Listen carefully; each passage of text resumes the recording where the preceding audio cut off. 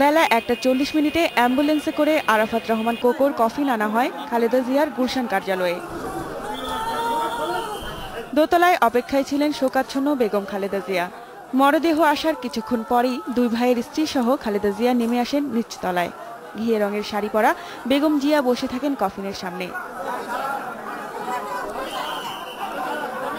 এ সময় তার পাশে ছিলেন কোকোর স্ত্রী শর্মিলা রহমান ও দুই মেয়ে, খালেদা জিয়ার দুই ভাইয়ের স্ত্রী তারেক রহমানের শাশুড়ি ও উপদেষ্টা মোসাদ্দেক আলী। প্রায় ৩৫ মিনিট ধরে খালেদা জিয়া বসে থাকেন ছেলের পাশে। কফিনের পাশে বসেই তিনি ছেলের জন্য মোনাজাতে হাত তোলেন।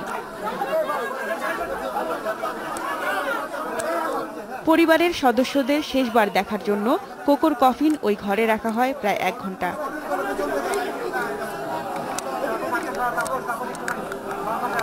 অশ্রুসিক্ত বিএনপি চেয়ারপারসন দাঁড়িয়ে থেকে ছোট ছেলেকে শেষ বিদায় জানান।